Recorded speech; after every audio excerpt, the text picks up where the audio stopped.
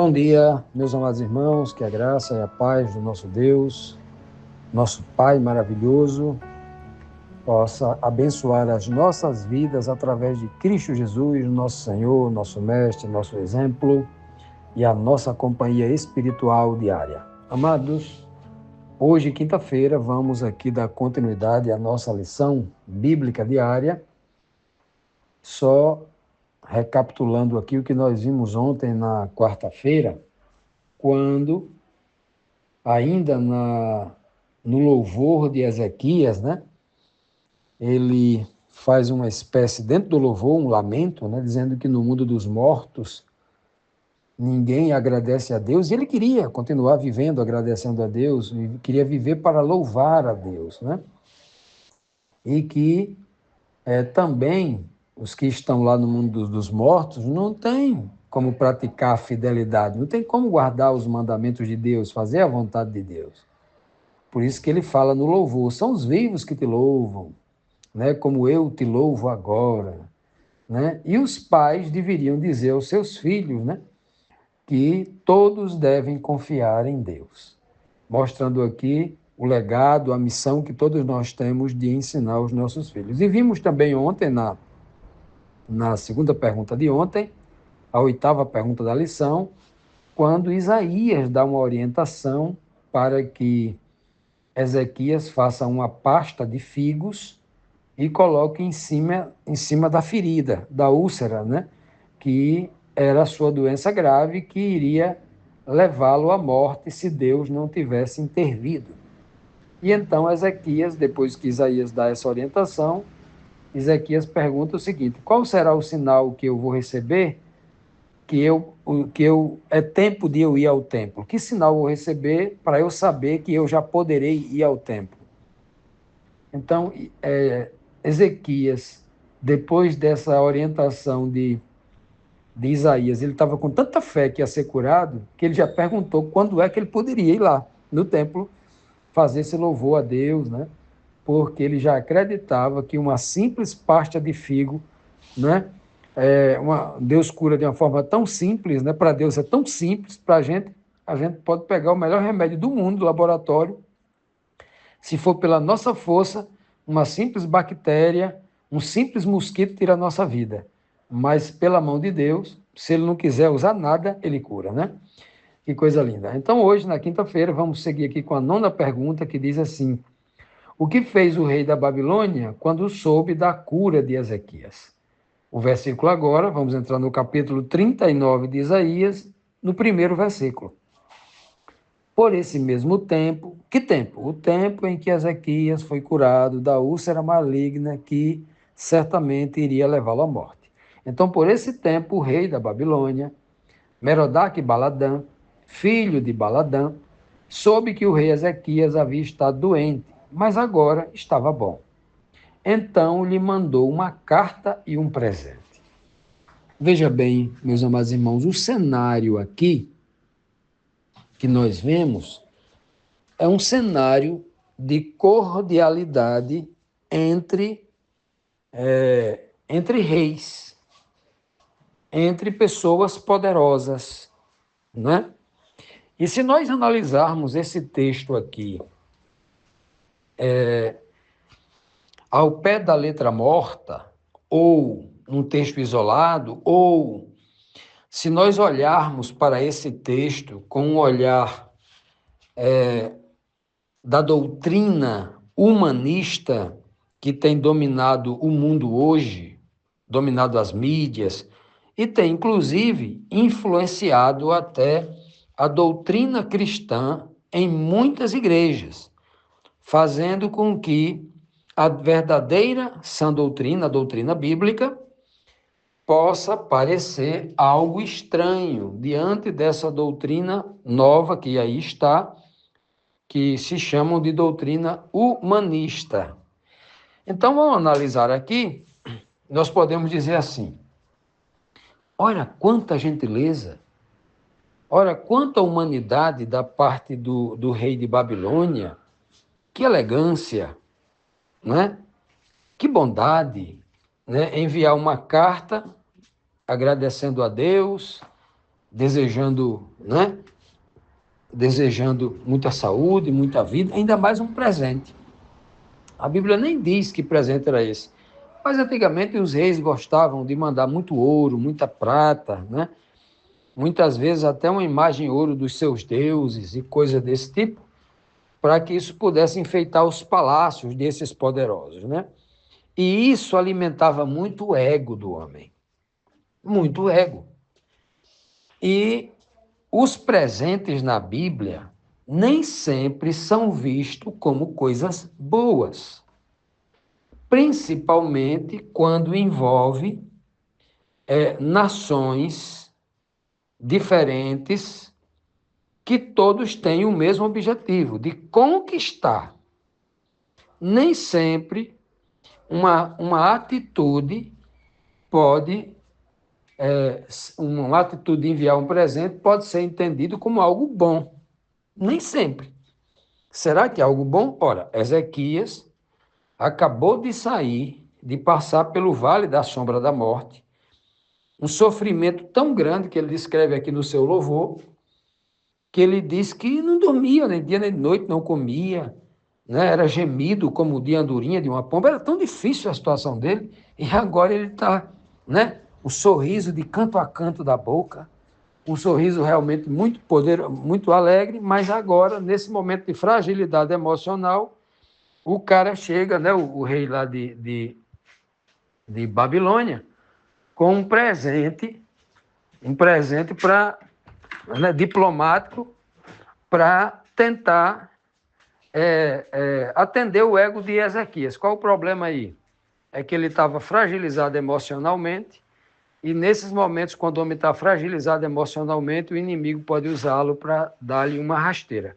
Mas a gente vai procurar as respostas aqui para ver o resultado disso tudo. Continuando, meus amados, vamos aqui para a nossa 10ª pergunta, que diz assim: qual foi a atitude de Ezequias ao recepcionar os mensageiros de Babilônia, do rei de Babilônia, que lhe mandou ali o presente, Merodach-Baladã? Lhe enviou um presente assim que soube que ele estava curado, né? O texto do versículo 2 diz assim: Ezequias recebeu bem os mensageiros e lhes mostrou toda a sua riqueza, isto é, a sua prata e o seu ouro, as suas especiarias, os seus perfumes e todas as suas armas. Não houve nada nos seus depósitos ou em qualquer outro lugar que Ezequias não mostrasse. Veja que aqui o homem com o coração cheio de louvor, cheio de gratidão e bondade, deixou de vigiar. Ezequias, nesse momento aqui, retribuindo um presente que havia recebido de um rei, acabou imprudentemente se abrindo demais. E aqui ele não sabe quais as reais intenções deste rei de Babilônia, se ele está realmente enviando um presente com interesse de firmar uma aliança, de ganhar algo em troca, se é um presente de forma voluntária, sem interesse nenhum. Ezequias não sabe. Ezequias deveria fazer o que ele fez com as ameaças. Era buscar o Senhor e perguntar o que ele deveria fazer nestes momentos. Assim também somos nós, desse jeito. Quando a gente está em profundo teste, muito sofrimento, a gente corre para Deus.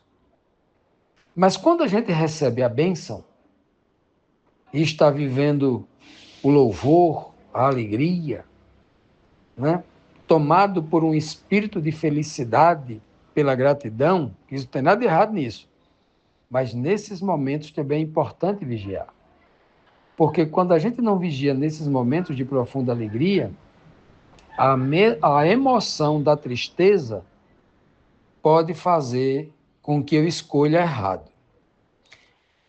As mesmas emoções de uma felicidade, de uma alegria sem limite, também pode ser usada pelo inimigo para que eu, nesse momento de fragilidade emocional, a razão não fale mais alto e o inimigo ganhe oportunidade para testar e para tentar. Pois bem, aqui Ezequias, como um rei, cometeu um erro grave. Ele poderia ter retribuído também com um presente. O rei de Babilônia não o convidou para que ele fosse lá e olhasse toda a nação, todas as armas, todos os seus segredos. Mas ele fez isso sem que os enviados de Babilônia pedissem. Foi um gesto bonito, voluntário, mas isso não é o procedimento de um rei. Muitas vezes nós temos o interesse de fazer uma coisa tão boa pelo mundo, mas a pergunta é: estamos no mundo mau? É prudente fazer isso?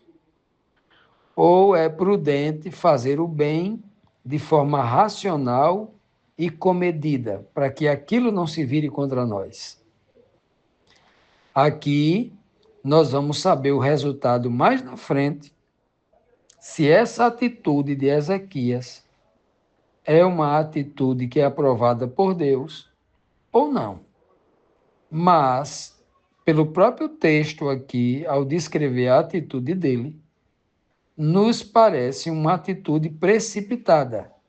Ele revelou tudo para uma nação que a gente já sabe que mais tarde vai ser a grande opressora do povo de Ezequias, o povo judeu que está em Jerusalém, onde Ezequias agora é o rei. O próprio Isaías já tinha dito para ele que nos seus dias ele teria paz, mas os seus filhos seriam levados cativos, né, para a Babilônia. E Ezequias disse: esta palavra é muito boa porque no meu reino vai ter paz. Agora, no reino dos meus filhos e netos é que não vai ter, é problema deles. Olha só o que Ezequias, não que Ezequias dissesse isso, mas ele estava feliz porque no reino dele tinha paz. Então, a bondade de Deus, pelo menos, ia conceder um tempo de paz. É nesse sentido, Ezequias não estava feliz porque os filhos deles iam ser escravos, não. Então, meus amados irmãos, vejam bem quantos ensinamentos de ordem em relação à prevenção, ao vigiar e orar, ao cuidado de um homem, de um homem espiritual, que em tudo busca o Senhor e consulta o Senhor em qualquer das suas decisões. Ezequias comete um erro aqui. Ora, ele não tinha que mostrar a casa das armas, né? Para que então mostrar? Ele estava o quê? Se exibindo? Estava mostrando as suas riquezas para impressionar um rei que mandou um presente caríssimo para sondar a nação vizinha? Seria isso? Né? Mas o Senhor, com certeza, se manifestará a Ezequias, aprovando ou desaprovando. O próprio texto diz aqui, ó, não houve nada nos seus depósitos ou em qualquer outro lugar do reino que estava sob o seu comando que Ezequias não mostrasse a uma nação, a essa nação, que era distante e que, obviamente, esta nação não lhe estava dando garantia, e ele não tinha garantia nenhuma, que essa nação nunca os quisesse conquistar.